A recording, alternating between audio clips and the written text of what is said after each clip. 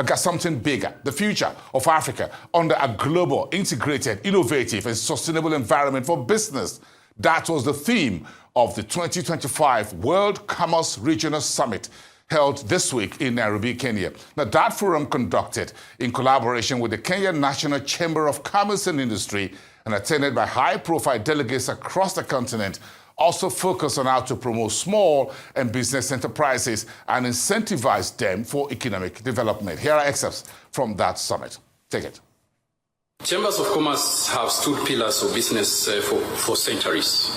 Since the first movement that started in France, and Philippe comes from France 500 years ago, and the Kenya National Chambers of Commerce that we started 60 years ago, it provides a big opportunity for Africa to implement the African Free Continental Trade Area that no other institution can be able to bridge between the policy and the practical implementation of the aspirations of intra-African trade. Our strength as Chambers of Commerce lies in three unique attributes. Firstly, our representation is breadth from micro, small, medium enterprises to multinational companies that embody authentic voice, diverse business communities. Secondly, our institution permanence. While governments change, Chambers of Commerce, our relationships transcend political cycles, providing stability and long-term economic integration, as shown that the Chamber has existed for the last 5 centuries. The third practical expertise of the Chambers of Commerce translate policy frameworks into business realities, creating trust mechanisms and information flows that enable cross-border trade to flourish. Each chamber in this room today represents thousands of businesses eager to participate in Africa's economic transformation in the 21st century. Together, we form an implementation network that no other institution can match. This summit presents 4 goals today. We want to boost inter-African trade from 16% to 68% that we see in Europe, North America, and Asia. And the aspirations of FCFTA to reach 52% by 2030. The Chambers of Commerce, especially the African Chambers of Commerce here today, and there are 22 of them, presidents, that we shall be able to utilize this 2-day conference to be able to chart the way forward for African businesses. To the benefit of the continent and the world at large. In fact, with over 1.5 billion people as of the end of last year, the African continent has the second largest population globally, a very young population, presenting substantial consumer base for various industries. Nigeria with 230 million people, Ethiopia with more 120, Kenya plays the lion's share of the African population base.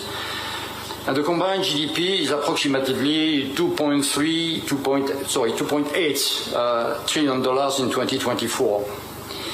In addition, the rapid urbanization in Africa creates opportunity for business in urban areas, in consumer areas, infrastructures, developments. And similarly, and you know I've been very personally involved in it, on the critical raw materials. Africa-rich natural resources, including these critical materials, contribute significantly to several economies in the continent and can definitely attract much more foreign investments.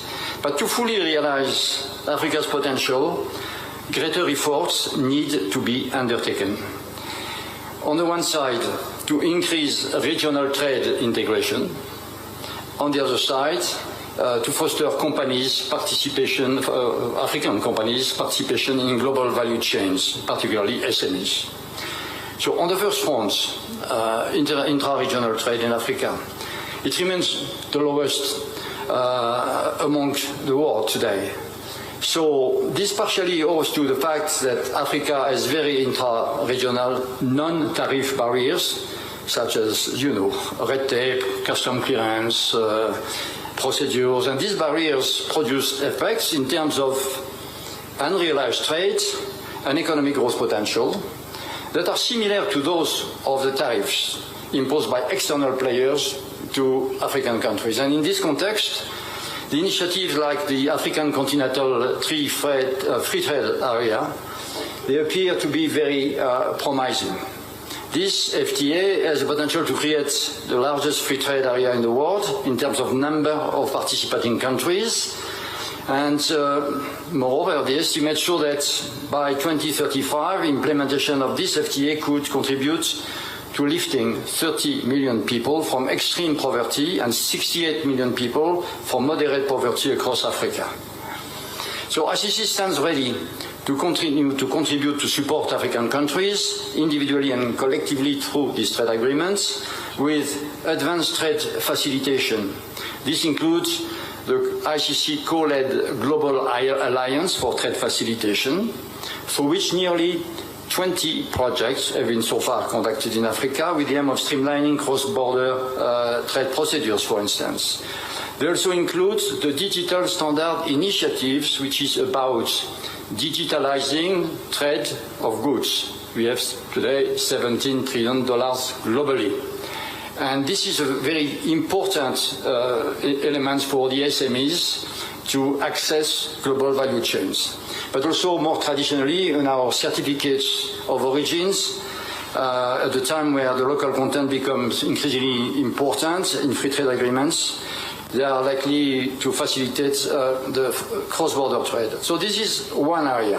Chambers of commerce are indispensable because they bring a proactive and solution-oriented perspective.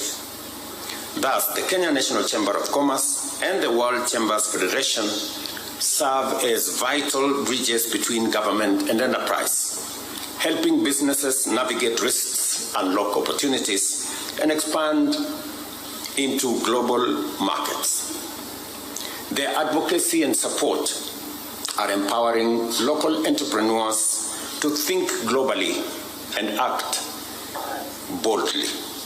In Kenya, we fully embrace this transformation, and in 2022, 41% of our exports were destined for African countries. Our manufacturers and tech startups are expanding across the region, demonstrating our strong conviction